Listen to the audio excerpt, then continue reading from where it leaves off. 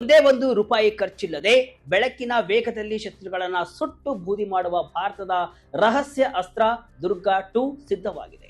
S, ಭಾರತದ defence research and development organisation ಅಂದ್ರೆ ನಮ್ಮ DRDO ಸದ್ದಿಲ್ಲದೆ ಆಧುನಿಕ ಯುದ್ಧ ತಂತ್ರದ ದಿಕ್ಕನ್ನೇ ಬದಲಾಯಿಸುವಂತಹ ಒಂದು ಮಹಾ ಅಸ್ತ್ರವನ್ನ ಸಿದ್ಧಪಡಿಸಿದೆ.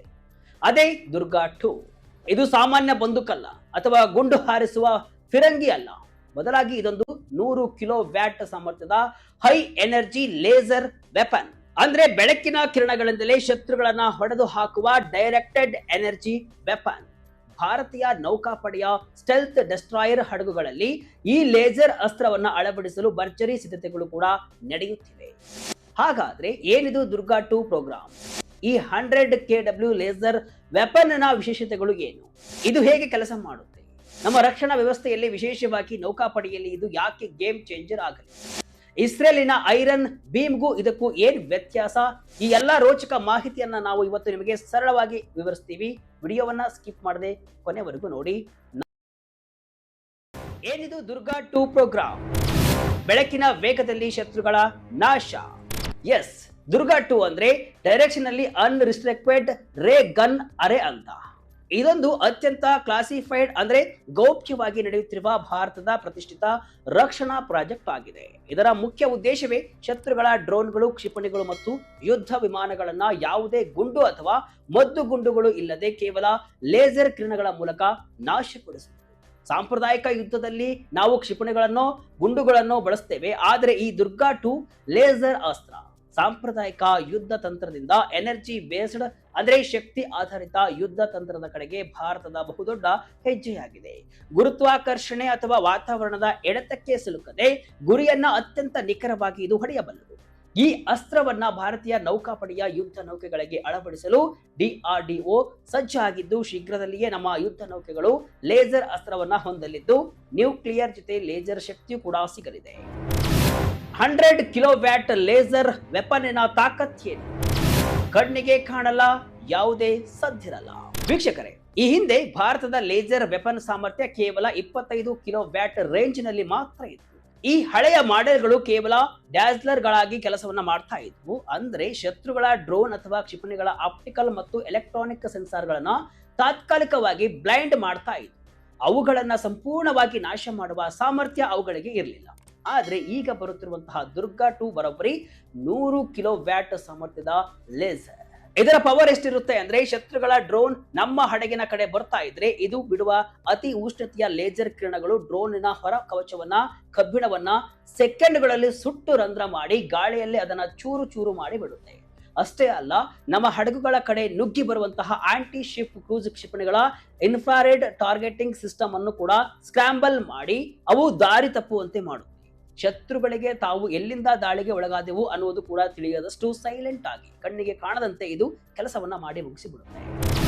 ಮಲ್ಟಿ $1 ಮಿಲಿಯನ್ ಕ್ಷಿಪಣಿಗಳಿಗೆ ಮುಕ್ತಿ, ಶೂನ್ಯ ವೆಚ್ಚ, ಅನ್ಲಿಮಿಟೆಡ್ ಫೈರಿಂಗ್. ಇವತ್ತಿನ ಆಧುನಿಕ ಯುದ್ಧಗಳಲ್ಲಿ ದೊಡ್ಡ ದೊಡ್ಡ ಟಾರ್ಗೆಟ್ಗಳಿಗಿಂತ ಚಿಕ್ಕ ಚಿಕ್ಕ ಡ್ರೋನ್ಗಳದ್ದೇ ದೊಡ್ಡ ಹಾವಳಿ. ಶತ್ರುಗಳು ಕಡಿಮೆ ಬೆಲೆಯ ನೂರಾರು ಡ್ರೋನ್ಗಳ ಸ್ಟಾರ್ಮ್ ಅನ್ನ ಕಳುಹಿಸಿ ನಮ್ಮ ದುಬಾರಿ ಏರ್ ಡಿಫೆನ್ಸ್ ಸಿಸ್ಟಮ್ಗಳನ್ನ ಧಣಿಸುವ ತಂತ್ರ ಮಾಡ್ತಾರೆ. ಕೆಲವೇ ಸಾವಿರ ರೂಪಾಯಿ ಬೆಲೆ ಬಾಳುವ ಒಂದು ಡ್ರೋನ್ ಅನ್ನ ಹೊಡೆದುರುಳಿಸಲು ನಾವು ಕೋಟ್ಯಾಂತರ ರೂಪಾಯಿ ಬೆಲೆ ಬಾಳುವಂತಹ ಕ್ಷಿಪಣಿಯನ್ನ ಹಾರಿಸಬೇಕಾಗುತ್ತೆ. ಇದು ಆರ್ಥಿಕವಾಗಿ ಬಹಳ ನಷ್ಟ. ಆದ್ರೆ ಈ ಲೇಸರ್ ವೆಪನ್ ನಿಂದ ಆಗುವಂತಹ ಅತಿ ದೊಡ್ಡ ಲಾಭವೇ ಇದು. ಲೇಸರ್ ಅಸ್ತ್ರಕ್ಕೆ ಮದ್ದು ಗುಂಡುಗಳೇ ಬೇಕಿಲ್ಲ. ಜೀರೋ ಕಾಸ್ಟ್ ಅಡ್ವಾಂಟೇಜ್ ಅನ್ನೋದು ಇದರ ಪ್ಲಸ್ ಪಾಯಿಂಟ್. ಒಮ್ಮೆ ಲೇಸರ್ ಫೈರ್ ಮಾಡಲು ತಗುಲುವ ವೆಚ್ಚ ಕೇವಲ ಕೆಲವು ಲೀಟರ್ ಇಂಧನದ ಬೆಲೆಗೆ ಸಮ. ಅಷ್ಟೇ ಅಲ್ಲ, ಮದ್ದು ಗುಂಡು ಖಾಲಿ ಆಯ್ತು ಅನ್ನೋ ಚಿಂತೆ ಇಲ್ಲ. ನೌಕಾಪಡೆಯ ಹಡಗಿನಲ್ಲಿ ಕರೆಂಟ್ ಅಥವಾ ಪವರ್ ಇರುವವರೆಗೂ ಇದು ಅನ್ಲಿಮಿಟೆಡ್ ಆಗಿ ಫೈರ್ ಮಾಡುತ್ತಲೇ ಇರುತ್ತೆ. ಕ್ಷಿಪಣಿಗಳು ಟಾರ್ಗೆಟ್ ತಲುಪಲು ಸ್ವಲ್ಪ ಸಮಯ ತೆಗೆದುಕೊಳ್ಳುತ್ತವೆ, ಆದರೆ ಲೇಸರ್ ಬೆಳಕಿನ ವೇಗದಲ್ಲಿ ಯಾವುದೇ ಡಿಲೇ ಇಲ್ಲದೆ ಟಾರ್ಗೆಟ್ ಅನ್ನ ನಾಶ ಮಾಡುತ್ತೆ. ಲ್ಯಾಬ್ ನಿಂದ ನೇರ ಸಮುದ್ರಕ್ಕೆ ಲೇಸರ್, ಸ್ಟೆಲ್ತ್ ಡೆಸ್ಟ್ರಾಯರ್ ಗಳಲ್ಲಿ ಅಳವಡಿಕೆ ಸಿದ್ಧತೆ. ವೀಕ್ಷಕರೇ, DRDO ಈಗಾಗಲೇ 2025ರ ಏಪ್ರಿಲ್ ನಲ್ಲಿ ಆಂಧ್ರ ಪ್ರದೇಶದ ಕರ್ನೂಲ್ನಲ್ಲಿ 30 ಕಿಲೋ ವ್ಯಾಟ್ ಸಾಮರ್ಥ್ಯದ ಮಾರ್ಕ್ 2A ಲೇಸರ್ ಸಿಸ್ಟಮ್ ಅನ್ನ ಸಕ್ಸಸ್ಫುಲ್ ಆಗಿ ಟೆಸ್ಟ್ ಮಾಡಿದೆ.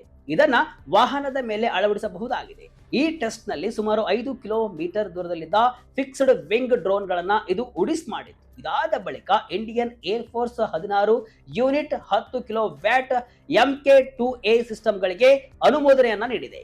ಆದ್ರೆ ಈಗ 100 ಕಿಲೋ ವ್ಯಾಟ್ ಸಾಮರ್ಥ್ಯದ ನೇವಲ್ ಮಾಡೆಲ್ ಅನ್ನ ಮಜಗಾಂವ್ ಡಾಕ್ ಲಿಮಿಟೆಡ್ ನಿರ್ಮಿಸಿರುವ ಅತ್ಯಾಧುನಿಕ project 15B Visakhapatnam class stealth guided missile ರೆಸ್ಟ್ರಾಲ್ ಶಿಪ್ಗಳಲ್ಲಿ ಅಳವಡಿಸಲು ಸಿದ್ಧತೆ ನಡೀತಾ ಇದೆ. ಸದ್ಯ ಡಿಆರ್ಡಿಒ ವಿಜ್ಞಾನಿಗಳು ಈ ಲೇಸರ್ ಸಿಸ್ಟಮ್ ಅನ್ನ ಮರಿನೈಸೇಷನ್ ಪ್ರೊಸೆಸ್ಗೆ ಒಳಪಡಿಸುತ್ತಿದ್ದಾರೆ. ಅಂದ್ರೆ ಸಮುದ್ರದ ಉಪ್ಪುಗಾಳಿ, ವಿಪರೀತ ತೇವಾಂಶ, ತುಕ್ಕು ಹಿಡಿಯುವ ವಾತಾವರಣ ಮತ್ತು ಸಮುದ್ರದ ಅಲೆಗಳಿಗೆ ಹಡಗು ಅಲುಗಾಡಿದ್ರು ನಿಖರವಾಗಿ ಗುರಿ ಇಡುವ ಟೆಸ್ಟಿಂಗ್ ನಡೆಯುತ್ತಿದೆ. ಟ್ರಯಲ್ಸ್ ಕೂಡ ಶೀಘ್ರದಲ್ಲೇ ಶುರುವಾಗಲಿದ್ದು ಎಲ್ಲವೂ ಕೂಡ ಅಂದುಕೊಂಡಂತೆ ಆದರೆ 2027ರ ಒಳಗೆ ಇದು ಸೇನೆಗೆ ಸೇರ್ಪಡೆಯಾಗಲಿದೆ.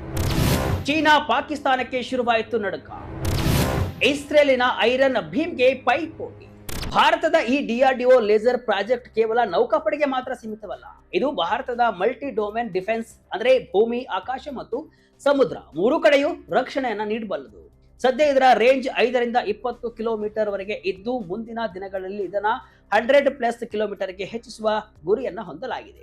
ಹಾಗೆ 100 ಕಿಲೋ ವ್ಯಾಟ್ ನಿಂದ 300 ಕಿಲೋ ವ್ಯಾಟ್ಗೆ ಪವರ್ ಅಪ್ಗ್ರೇಡ್ ಮಾಡುವ ಪ್ಲಾನ್ ಕೂಡ ಇದೆ. ಆರ್ಟಿಫಿಷಿಯಲ್ ಇಂಟೆಲಿಜೆನ್ಸ್ ಆಧಾರಿತ ಟಾರ್ಗೆಟಿಂಗ್ ಸಿಸ್ಟಮ್ ಅಳವಡಿಸುವ ಮೂಲಕ ಶತ್ರುಗಳ ಹೈಪರ್ಸಾನಿಕ್ ಕ್ಷಿಪಣಿಗಳನ್ನ ತಡೆಯುವ ಶಕ್ತಿಯೂ ಇದಕ್ಕೆ ಇದೆ.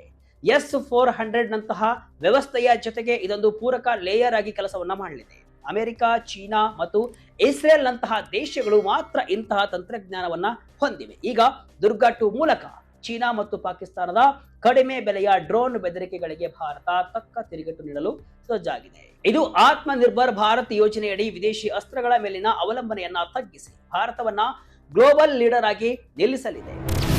Israel, America, China versus Bharat. ಯಾರ ಲೇಸರ್ ಅಸ್ತ್ರ ಎಷ್ಟು ಪವರ್ಫುಲ್? ವೀಕ್ಷಕರೇ, ಈಗ ನಿಮಗೆಲ್ಲರಿಗೂ ಕೂಡ ಒಂದು ಪ್ರಶ್ನೆ ಮೂಡಿರಬಹುದು. ಈ ಡೈರೆಕ್ಟೆಡ್ ಎನರ್ಜಿ ವೆಪನ್ ಅಥವಾ ಲೇಸರ್ ತಂತ್ರಜ್ಞಾನದಲ್ಲಿ ಜಗತ್ತಿನ ಇತರ ಬಲಶಾಲಿ ದೇಶಗಳು ಎಲ್ಲೆಲ್ಲಿವೆ? ನಮ್ಮ ಡಿಆರ್ಡಿಒದ ದುರ್ಗಾ 2 ಆ ಜಾಗತಿಕ ಅಸ್ತ್ರಗಳಿಗೆ ಹೇಗೆ ಪೈಪೋಟಿ ನೀಡುತ್ತೆ ಅಂತ. ಮೊದಲನೇದಾಗಿ ಇಸ್ರೇಲ್ನ ಐರನ್ ಬೀಮ್ ಬಗ್ಗೆ ನೋಡೋಣ. ಇಸ್ರೇಲ್ ಈ ಲೇಸರ್ ಅಸ್ತ್ರದ ಟೆಕ್ನಾಲಜಿಯಲ್ಲಿ ಸದ್ಯ ಗ್ಲೋಬಲ್ ಲೀಡರ್ ಅಂತಾನೆ ಹೇಳಬಹುದು.